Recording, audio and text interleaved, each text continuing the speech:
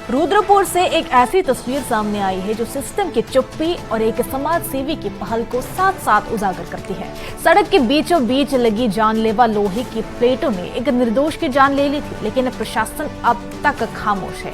ऐसे में समाज सेवी सुशील गावा ने जिम्मेदारी का बीड़ा उठाया और बिना किसी सरकारी मदद के इस खतरे को खत्म किया। अब सवाल यही उठता है कि आखिर जनता की जान की कीमत पर प्रशासन कब तक सोता रहेगा।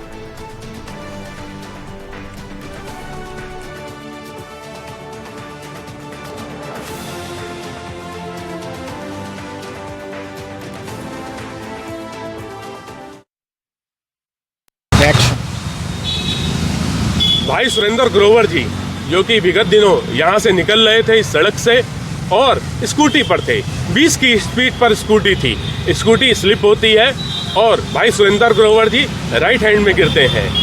वहाँ पर एक नुकीली जो कि प्लेट है जो कि बहुत मोटी है और जिसका नुकीला जो कोना है, चारों कोने बहुत तेज नुकीले हैं, उनके सिर पे जा लगते हैं और बहुत गहरी चोट भाई सुरेंद्र ग्रोवर जी को आती है। वहीं पर वह लहूलुहान हो जाते हैं, गिर जाते हैं और 15-20 मिनट के बाद ही इलाज के दौरान उनका आकस्मिक दुखद देहांत हो जाता है। हमने ये ठान लिया था, क्योंकि उस दिन मैं नोएडा था, हमने ये ठाना है कि हम इस जैसी प्लेटों को हम उखाड़ फेंकेंगे। हम आप लोगों से, सभी लोगों से कहना चाहते हैं, कहीं भी आसपास ऐसी चीज़ देखें तो आप निश्चित रूप से स्वयं आगे बढ़ें।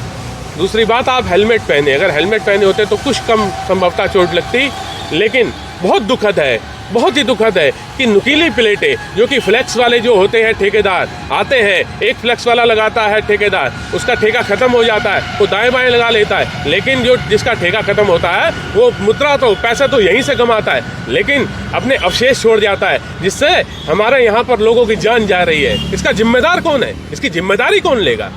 उस परिवार की जो हंसी खुशियां जो लुट गई एक ही पल में, उनकी जिम्मेदारी कौन है? उनकी जिम्मेदारी कौन लेगा?